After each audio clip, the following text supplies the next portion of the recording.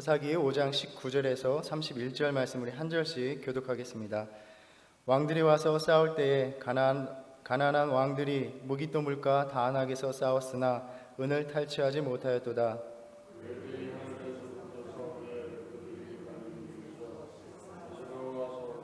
기손강은 그 무리를 표류시켰으니 이 기손강은 옛 강이라. 내 영혼아 내가 힘있는 자를 밟았도다.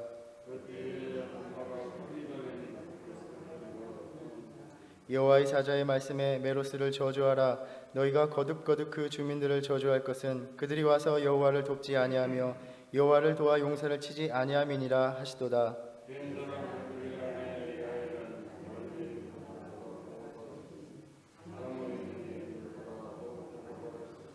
시스라가 물을 구하며 우유를 주되 곧 엉긴 우유를 귀한 그릇에 담아 주었고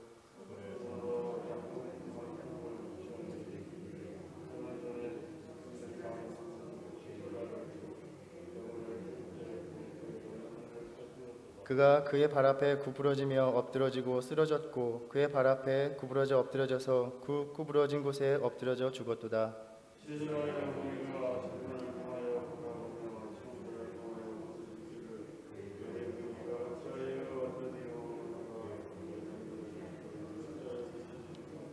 그의 지혜로운 시녀들이 대답하겠고 그도 스스로 대답하기를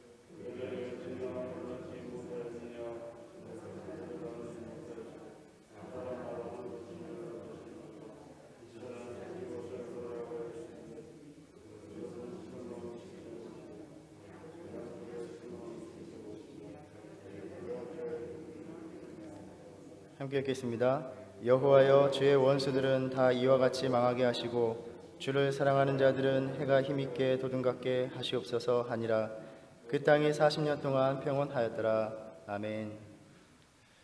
불순종의 역사 속에서 하나님이 베푸신 승리에 대한 찬양이 흘러나오고 있습니다.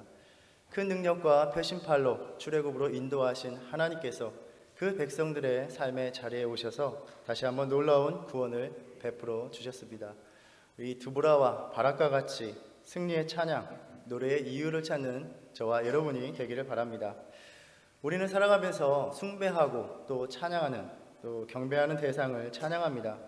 우리가 이 세상을 살아가면서 하나님을 찬양한다는 것은 세상의 권세가 아니라 우리의 주인 되심을, 하나님께서 우리의 주인 되심을 선포하는 것입니다.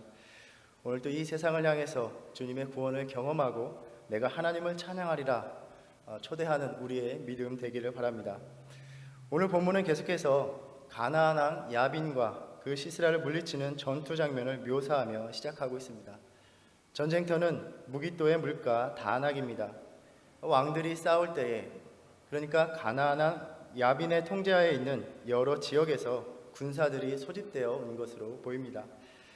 사장에서 살펴본 것처럼 이스라엘 골짜기 남쪽에 있는 무깃도를 경유하며 공격해 왔습니다. 그러나 그들이 은을 탈취하지 못하였도다 라고 말을 합니다. 자신들이 자랑하는 철병거를 앞세워서 전리품을 약탈해 갈 것이라 한껏 기대하였지만 그들은 손에 쥔 것이 아무것도 없다는 말입니다. 오늘 본문을 살펴보면 또한 이 전투를 우주적인 신들의 전쟁으로 묘사하고 있습니다. 별들이 하늘에서부터 싸운다는 표현은 네오가 별들의 영향, 천체의 영향으로 일어난다라는 당시의 사고방식을 반영하고 있습니다. 하늘에서 천둥 번개를 동반한 폭우나 우박을 내리는 모습을 묘사하는 것으로 보입니다. 우리가 어제 묵상했듯이 4절에서 하늘이 물을 내리고 구름도 물을 내렸나이다 라고 말씀하고 있습니다. 가나안의 군대는 자신들이 의지하는 그 병거와 군사력에 자신만만하였지만 어쨌든 이것은 다 인간적인 수단이었고 모든 자연세계를 주관하시는 하나님을 대적할 수는 없었습니다. 무깃도와 다안악 근처에 흐르는 물이 바로 기손강입니다. 이 기손은 시냇물에 불과합니다. 비가 내리지 않는 그 건기에는 메마른 땅입니다. 21절에 기손강은 옛 강이다 이렇게 말합니다. 그러니까 오래전부터 있던 강이었습니다. 이 땅의 지형과 그 지형의 변화를 가장 잘 알고 있는 사람들이 누구였습니까? 그곳에 이미 자리 잡고 살고 있었던 가나안인들, 가나안의 군대였습니다. 그러니까 이들은 누구보다도 이 시기에 이 기손강이 메말라 있다는 것을 잘 알고 있었을 것입니다. 그러니까 자신들이 자랑하는 철병거를 기송강 근처에 결집시킨 것입니다. 그런데 난데없이 우리가 예상하는 바 하늘에서 물이 억수같이 쏟아진 것입니다. 범람하는 물로 인해서 이스라엘 평지가 진흙탕이 되어버리고 철병거 바퀴가 그 땅에 빠져서 꼼짝할 수가 없었고 기손강에 물이 불어나서 그것들을 떠나가게 버려둔 것입니다.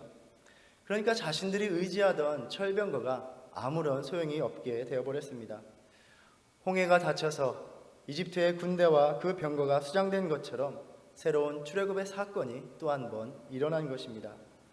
모든 자연을 다스리시는 하나님 앞에 인간들이 자랑하던 그 모든 수단이 철저하게 무력화되어 버린 것입니다.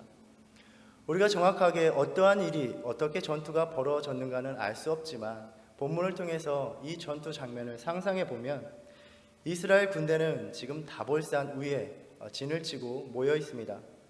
철병거는 산 기슭에 오르기가 어렵고 또한 힘을 쓰지 못하기 때문에 시스라가 이끄는 군대는 병거들을 그 다볼산 아래 평지에 기손강 근처에 집결하여 진을 치고 있는 것입니다.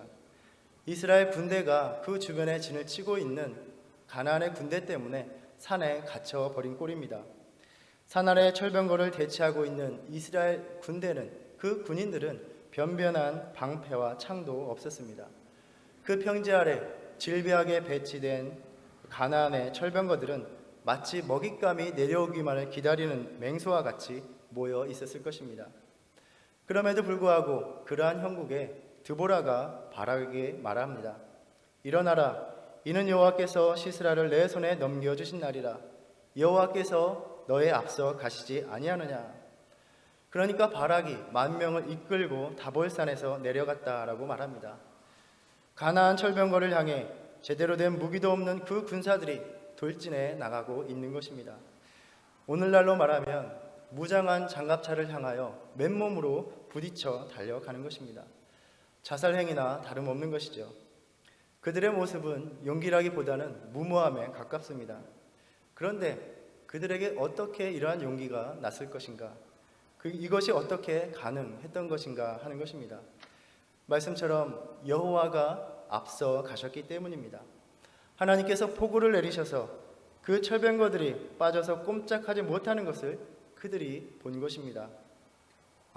하나님이 우리에게 승리를 주셨구나. 그들은 이것을 보았고 이스라엘 백성들은 나아가 이미 하나님께서 이루신 승리를 거저 주워 먹은 것입니다. 하나님이 행하신 놀라운 구원에 숟가락을 얹은 것입니다. 그저 주님의 부르심에 응답하여 나아갔는데 아무것도 할 수 없는 자신들의 연약한 손길이 아니라 주님의 권능으로 승리를 그들의 손에 안겨주신 것입니다. 어제 우리가 이 말씀 나누면서 이 노래 안에 이스라엘 백성들이 헌신하는 모습에 하나님께 감사하는 찬양이 담겨 있다는 것을 나누었습니다. 그런데 냉정하게 생각해 보면 이들의 헌신함으로 이룰 수 있었던 것은 무엇이었습니까? 하나님이 실제적으로 이들의 헌신이 간절히 필요했던 것일까요? 헌신하려고 모인 그 40,000명에 그들의 손에 칼과 방패도 없었습니다. 사실 이들의 헌신 자체는 정말 보잘것 없었을 뿐입니다. 그런데 그 헌신하는 모습, 그 순종하는 모습을 보시고 하나님께서 산들을 진동시키시며 강림하셨고 능력으로 행하셨고 이들은 승리를 얻을 수 있었습니다. 오늘 다시 한번 우리의 하나님의 일을 향한 헌신을 돌아보시게 하시는 말씀입니다. 나의 헌신으로 과연 얼마나 많은 것들을 주님께 드릴 수 있습니까? 하나님은 정말로 나의 헌신이 아주 절실하게 필요하신 것일까요? 혹여 나의 헌신이 없으면 이 공동체가 돌아가지 않는 것일까요? 물론 인간적인 관점으로 볼 때는 우리가 일을 계획하고 수행할 때 사람들의 손길이 필요합니다. 그러나 과연 하나님도 그렇게 생각하신 것인가? 결코 그렇지 않다는 것입니다. 이스라엘 백성들의 헌신을 보시고 오히려 그들을 위하여 하나님께서 구원을 베풀어 주셨습니다. 결과적으로 하나님을 위해 헌신하였다고 하지만 헌신한 이들에게 하나님께서 베푸셨고 누리게 하신 것입니다. 하나님은 오늘도 우리를 헌신으로 부르십니다. 바로 헌신하는 자들에게 베풀어 주시기 위해서입니다. 놀라운 구원의 손길을 맛보게 하시기 위해서입니다. 하나님께서 본래 우리의 삶에 의도하셨던, 계획하셨던 그 복된 삶을 누리게 하시기 위함입니다. 그러니 헌신하는 백성들을 보면서 하나님을 찬양할 수밖에 없는 것입니다. 왜냐하면 그 헌신을 보시고 하나님께서 놀라운 일을 베푸실 것이기 때문입니다. 내가 하나님을 위해서 희생하는 것 같고 주님을 위해 무언가를 드린 것 같지만 실상은 하나님께서 우리에게 베푸시고 하나님께서 우리에게 누리게 하시기 때문에 헌신하게 하시는 하나님께 감사를 드리는 일, 여전히 자기 중심적인 삶, 자기 주장의 삶에 얽매인 그러한 신앙으로는 도저히 이해할 수 없는 신앙의 비밀이요 신앙의 수준인 것입니다. 우리가 신앙생활을 하면서 뭔가 내 인생에 큰 어려움도 없어 보이는데 그렇다고 신앙에 대해서 절실하지도 않고 내가 굳이 믿으며 살아가야 하는가 그렇게 생각되는 분들이 있습니까? 다시 한번 헌신의 삶으로 나오시기 바랍니다. 헌신하지 않는 이들이 생각하는 그러한 신앙생활에서 일어나는 일들은 그 역사는 자신들이 계획하고 자신들의 손으로 이룰 수 있는 만큼만 그 역사가 일어난다고 생각을 합니다. 그러니까 굳이 하나님의 능력을 기대하거나 바랄 필요가 없고 필요한 것은 좋은 계획과 방법입니다. 그러나 참되게 헌신하는 자만이 자신들의 능력을 넘어서서 일하시는 하나님의 놀라운 역사를 보게 되고 깨닫게 되는 것입니다. 어제 이 말씀 나눌 때에 이 승리의 노래 안에 헌신하지 못한 지파들에 대한 책망과 꾸짖음을 남겨놓았던 것을 나누었습니다. 오늘 본문에서도 이스라엘 지파뿐 아니라 그 주변에서도 하나님의 일에 부름에 응답하는 것에 따라 저주와 축복의 말씀이 선포되고 있습니다. 23절에 메로스를 거듭거듭 저주하라 이렇게 말씀하고 계시는데 그 이유는 여호와를 돕지 아니하여 용사를 치지 아니함이니라 라고 하십니다. 메로스라는 성읍이 정확히 어디인지는 알 수 없습니다. 아마도 이스라엘 족속들 지파들과 우호적이거나 동맹관계를 맺었던 지역으로서 이 어려운 때에 이스라엘을 도와달라는 그 요청을 묵살했던 곳으로 보입니다. 여기에 반해서 4장에서와 같이 아주 용감하게 행동했던 야엘에게는 복이 선포됩니다. 다른 여인보다 복을 받을 것이니 장막에 거한 여인보다 더욱 복을 받을 것이로다. 야엘은 이스라엘 지파 중에 섞여 살던 이도 아니었고 더구나 그의 집은 가나안 왕 야빈과 화평을 맺고 있었습니다. 사실 가나안인들의 입장에서 보면 야엘의 행위는 비난받아 마땅합니다. 동맹의 약속을 어겼을 뿐더러 고대 근동에서 나그네를 환대하는 신성한 관습에도 반하게 행동한 것입니다. 야엘의 행동은 배신의 행위였습니다. 그러나 하나님 앞에서 다른 여인들보다 더 복의 복을 받을 여인으로 칭찬받고 있습니다. 과연 신앙이란 무엇인가를 보여주는 모습입니다. 우리의 신앙은 이 세상의 도덕, 문화, 가치관을 그 복잡한 임원을 넘어서서 단순하게 내가 하나님 편에 서느냐 서지 않느냐의 문제라는 것입니다. 23절에 메로스를 저주하는 그 이유는 그들이 이스라엘을 도와서 전투를 하였다라고 상세하게 이야기하지 않고 여호와를 돕지 아니하였기 때문이다라고 말하고 있습니다. 그들이 하나님 편에 서지 않았다는 것입니다. 반대로 야엘이 복을 받는 이유는 하나님의 부르심에 합당하게 행하였기 때문입니다. 이 노래를 읽을 때에 흥미로운 것은 이 구절에서 바로 드보라보다도 바락보다도 야엘에 대한 칭송이 더 많은 구절을 차지하고 있다는 것입니다. 마지막 구절 31절을 보면 주를 사랑하는 자들이라는 말이 나옵니다. 그러니까 야엘은 주를 사랑하는 자들의 반열에 든 것입니다. 어제 나눈 바와 같이 르우벤이나 길르앗, 단과 아셀은 그저 자신들의 편안한 자리에 머물며 하나님의 부르심에 응답하지 않았습니다. 자신들의 형제, 공동체의 고통에는 무관심한 신앙의 모습이었습니다. 하나님께서 어떠한 일을 명하실 때에 하나님의 백성, 하나님의 자녀들이 그 안에 속하지 못한 이들보다도 못한 모습으로 나올 때가 많다는 것입니다. 그런데 하나님은 개의치 않으십니다. 누구이든 하나님의 부르심에 어떻게 응답하느냐에 따라 그가 복을 받을 자, 하나님을 사랑하는 자이다 라고 말씀하십니다.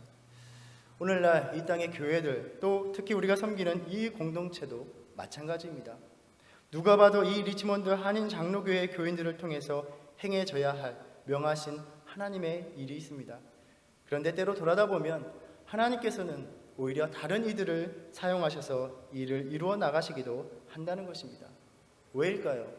하나님의 자녀들이 나서지 않기 때문입니다. 하나님의 부르심에 나서지 않는다고 하나님은 그 일을 멈추시지 않기 때문입니다.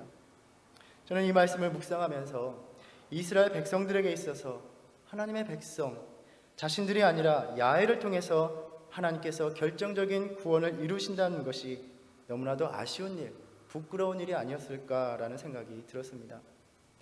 하나님은 그저 자신들의 삶의 자리에 머물면서 응답하지 않았던 지파들에게 그렇게 말씀하시지 않았을까 생각합니다. 내가 지금 놀라운 구원의 일을 이루어 나갈 텐데 그 계획 속에, 그 밑그림 속에 나의 사명을 감당할 군사로서 너희를 포함시키지 않았다. 너희가 나는 하나님의 백성이고 나는 하나님의 자녀라고 말하고 있는데 그게 다 무슨 소용이란 말이냐. 하나님은 오늘도 그 자녀냐 아니냐를 보시기보다는 어떻게 하나님의 사명의 부르심에 응답하느냐를 보고 계신 것입니다. 그런 자만이 승리의 노래를 부를 자격이 있다라고 하십니다. 단지 내가 하나님을 위해서 헌신하느냐 아니냐의 문제가 아닙니다. 우리의 헌신이 하나님 앞에 뭐 그리 대단할 게 있겠습니까? 하나님께서 이 공동체에게 맡기신 사명을 감당할 일꾼으로서 써 주실 만한 작은 떡과 물고기를 바치는 보잘것없지만 주님 나를 써 주소서 이 믿음, 순종, 작은 정성으로 살아가고 있느냐의 문제입니다. 그러한 헌신이 없다면 여전히 자신의 삶의 자리에 머물러 미동도 하지 않는다면 하나님은 이스라엘 백성이 아닌 야훼를 들어 쓰시면 되는 것입니다. 그래도 우리가 명색이 하나님의 자녀인데 하나님 앞에서 복에 복을 받을 자, 하나님을 사랑하는 자라고 인정하시고 그들에게 선포하시는 복을 누리는 믿음의 삶, 헌신의 삶을 살아가야 할 것입니다. 이제 장면이 바뀌어서 시스라의 궁정의 모습이 비추어집니다. 자신의 아들이 얼마나 많은 이들을 억압하고 핍박하는지에 대한 관심은 없고 그저 아들의 안위만 염려하는 어머니의 모습, 또 시스라의 군대가 많은 노량물을 가지고 올 것이라고 기대하는 시녀들의 대화입니다. 사실 이것은 조롱과 희화입니다. 그들의 기대가 전혀 이루어지지 않을 것이다 라는 말씀입니다. 30절에 사람마다 한두 처녀를 얻었으리요 라고 말합니다. 그런데 이야기는 노량물로서의 두 여인이 아니라 드보라와 야엘, 즉 시스라를 무너뜨린 승리자로서의 두 여인을 전해주고 있습니다. 하나님의 구원의 역사에는 이렇게 언제나 반전, 역전이 있습니다. 우리가 출애굽기 이야기에서도 보듯이 하나님께서는 약자된 그의 백성의 편에 서 계시기 때문입니다. 오직 하나님 편에 서기를 결단하여 그 부르심에 응답하는 자들만이 이 역사를 누리게 됩니다. 이 승리의 노래는 순종하는 자와 불순종하는 자, 하나님 편에 서는 자와 서지 않는 자를 향한 축복과 저주를 담은 서원으로 마무리하고 있습니다. 여호와여 주의 원수들은 다 이와 같이 망하게 하시고 주를 사랑하는 자들은 해가 힘있게 도든갑게 하시옵소서. 우리가 묵상하고 있듯이 하나님께서는 사회적으로 대단하게 여김을 받지 못한 사람들을 사용하셨습니다. 왼손잡이 에훗, 그리고 그 당시에 연약하고 보잘것없다 여김받는 여인들 드보라, 야엘, 이처럼 이 승리의 노래는 연약한 자들의 헌신의 노래인 것입니다. 이들의 헌신에 그 영광스러운 놀라운 능력을 보이신 하나님을 찬양하는 노래입니다. 이 노래를 통해서 우리를 다시금 헌신으로 부르시면서 한편으로 주님은 우리를 위로하십니다. 헌신하지 않는 그 삶을 살아갈 때 우리는 그저 연약하고 보잘것없는 인생일 뿐입니다. 그러나 그러한 연약한 인생이 하나님의 일을 위해 헌신할 때 약한 자를 들어 승리하게 하시는 하나님의 구원의 역사에 참여하게 됩니다.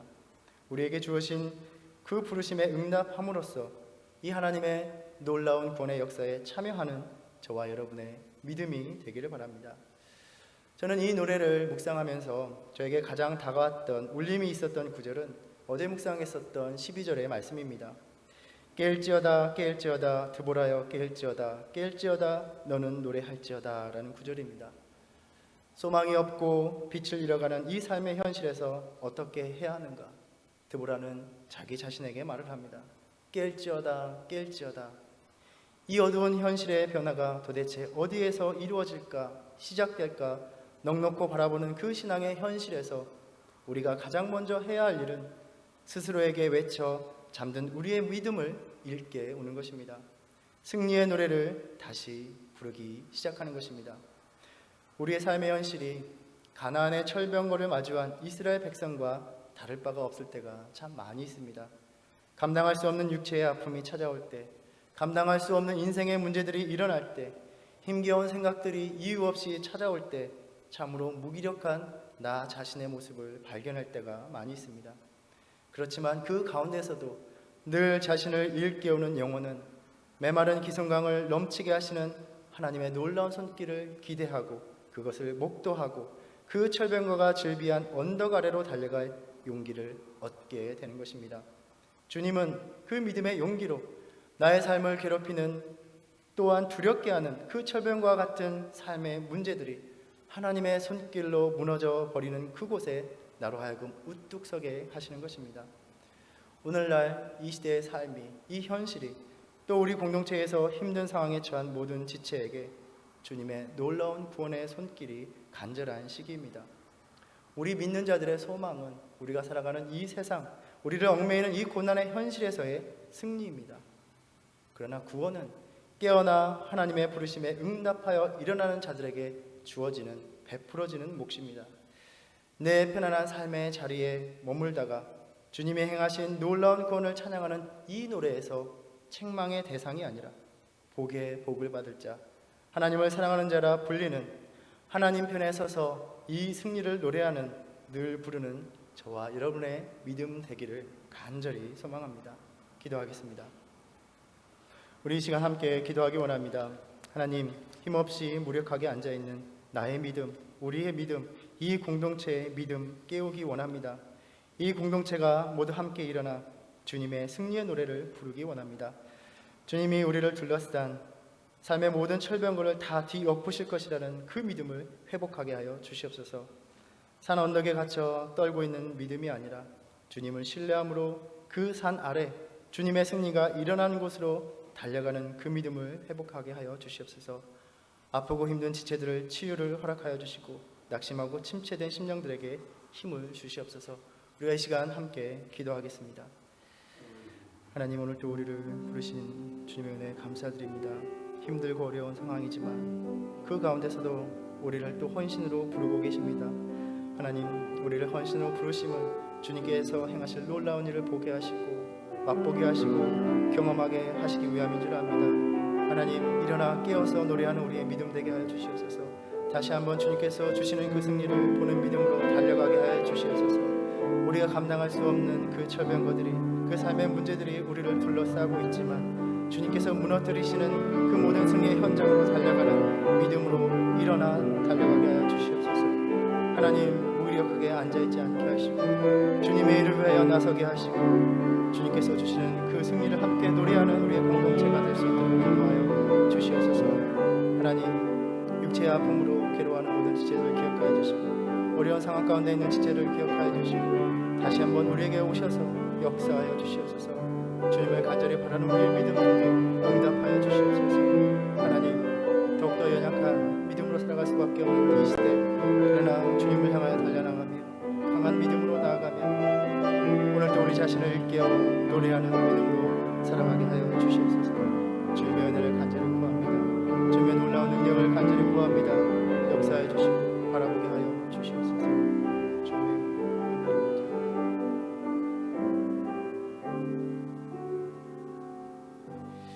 하나님, 오늘 또 우리를 그저 연약함에 머무르게 하지 않으시고 불러주시고 헌신하게 하사 우리가 감당할 수 없는 놀라운 승리를 계획하시는 주님을 찬양합니다.